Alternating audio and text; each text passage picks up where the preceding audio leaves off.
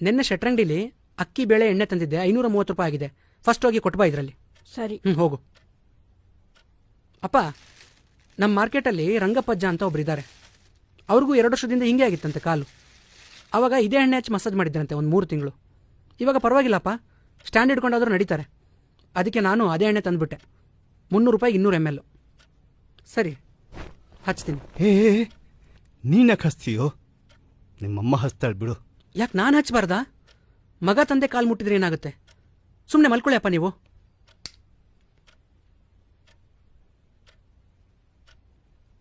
ಈ ಕಾಲು ನಮ್ಮ ಸಂಸಾರದ ಭಾರನ ಹೊತ್ತಿರೋ ಕಾಲು. ಈ ಕಾಲು ನಮ್ಮ ಜೀವನದ ಬಂಡಿನ ನಿರಂತರವಾಗಿ ಎಳೆದಿರೋ ಕಾಲು. ಬರೀ 1 ವಾರ ಕೆಲಸಕ್ಕೆ ಹೋಗಿರೋ ನನಗೆ ಇಷ್ಟೊಂದು ಸುಸ್ತಾಗ್ತಿದೆ. ಇನ್ನು 30 ವರ್ಷ ಕಷ್ಟಪಟ್ಟಿರೋ ಈ ಕಾಲುಗಳು ಅದೆಷ್ಟು ದಣದಿರಬೇಡ. ಅದಕ್ಕೆ ಈ ಕಾಲುಗಳು ಈಗ ಹೀಗೆ ಮಲಗಿರೋದು. ಅಪ್ಪ ಅಪ್ಪ, ನಮ್ಮನ್ನು ಸಾಕೋಕೆ ಈ 30 ವರ್ಷ ನೀವು ಅದೆಷ್ಟು ಕಷ್ಟ ಅನುಭವಿಸಿರ್ಬೇಡ. ಯಾಕೋ ಸಂಜು? ಅದೆಷ್ಟು ಅವಮಾನ ಎದುರಿಸಿರ್ಬೇಡಪ್ಪ.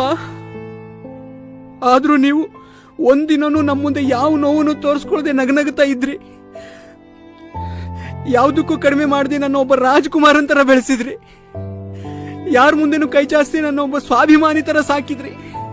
ಎಷ್ಟು ಗ್ರೇಟ್ ಅಪ್ಪ ನೀವು, ಎಷ್ಟು ಗ್ರೇಟ್ ಅಪ್ಪ. ನಿಮ್ ಋಣ ನಾನು ಹೆಂಗ್ ತೀರಿಸ್ಲಪ್ಪ? ಸಂಜು, ಸಂಜು, ಯಾಕೋ ಯಾಕೋ ಪುಟ್ಟ, ಯಾಕೆ ಹೇಳ್ತಾ ಇದೆಯೋ?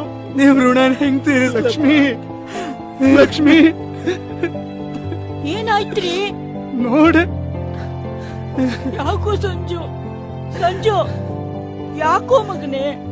ಅಮ್ಮ, ನಾನು ಎಷ್ಟು ಅದೃಷ್ಟವಂತನಮ್ಮ.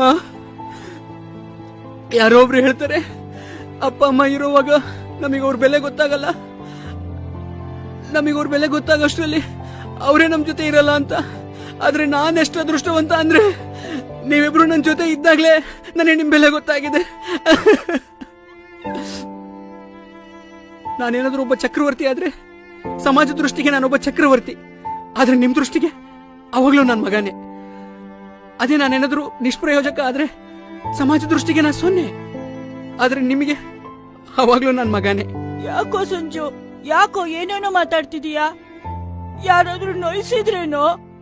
ನಾನ್ ಸಣ್ಣವನಿದ್ದಾಗ ನನಗೆ ಹೊಟ್ಟೆ ತುಂಬ ತಿನ್ನಿಸಿ ನೀವು ಅರೆ ಹೋಟೆಲ್ ಮಲ್ಗಿದ್ರಿ.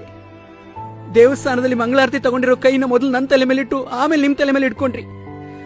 ಹಬ್ಬ ಬಂದಾಗ ನನಗೆ ಹೊಸ ಬಟ್ಟೆ ತೊಡಿಸಿ ನೀವು ಹಳೆ ಬಟ್ಟೆ ತೊಟ್ಕೊಂಡ್ರಿ. ಸಾಲ ಸೋಲ ಮಾಡಿ ಹೊಟ್ಟೆ ಬಟ್ಟೆ ಕಟ್ಟಿ ನನ್ನ ಓದಿಸಿದ್ರಿ. ಅಂದ್ರೆ ನೀವು ಜೀವನ ಪೂರ್ತಿ ಬರೀ ನನ್ನ ಬಗ್ಗೆನೇ ಯೋಚನೆ ಮಾಡಿದೀರಾ. ಆದ್ರೆ ನಾವು ಮಕ್ಕಳು ಮಾತ್ರ ಯಾಕೆ ನಿಮ್ ಬಗ್ಗೆ ಯೋಚನೆ ಮಾಡಿದ್ರೆ ಯಾರ್ಯಾರ ಬಗ್ಗೆನೂ ಯೋಚನೆ ಮಾಡ್ತೀವಿ, ಯಾರ್ಯಾರ ಬಗ್ಗೆನೂ ಯೋಚನೆ ಮಾಡ್ತೀವಿ. ಇಲ್ಲಪ್ಪ, ನಾನಿನ್ಮೇಲೆ ನಿಮಗೆ ಕೊಡ್ಬೇಕಾಗಿರೋ ಪ್ರೀತಿ ಎಲ್ಲೂ ಪೋಲಾಗಲ್ಲ. ನಾನು ನಿಮ್ಮನ್ನ ರಾಜರಾಣಿ ತರ ನೋಡ್ಕೋತೀನಿ. ಸಾರ್ಥಕ ಆಯ್ತಪ್ಪ, ಸಾರ್ಥಕ ಆಯ್ತು ನಾನು ನಿನಗೆ ಜನ್ಮ ಕೊಟ್ಟಿದ್ದು.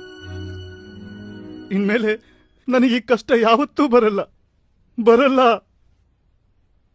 ನಾನು ನಿನಗೆ ಹೇಳ್ಬೇಕಾದ ಏನೂ ಇಲ್ಲ ಕಣ ಸಂಜು.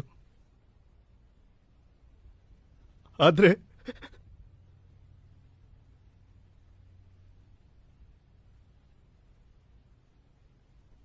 ಒಂದ್ ಮಾತು ಹೇಳ್ತೀನಿ ಕೇಳಪ್ಪ, ಒಳ್ಳೆತನನ ಯಾವತ್ತೂ ಬಿಡ್ಬೇಡ.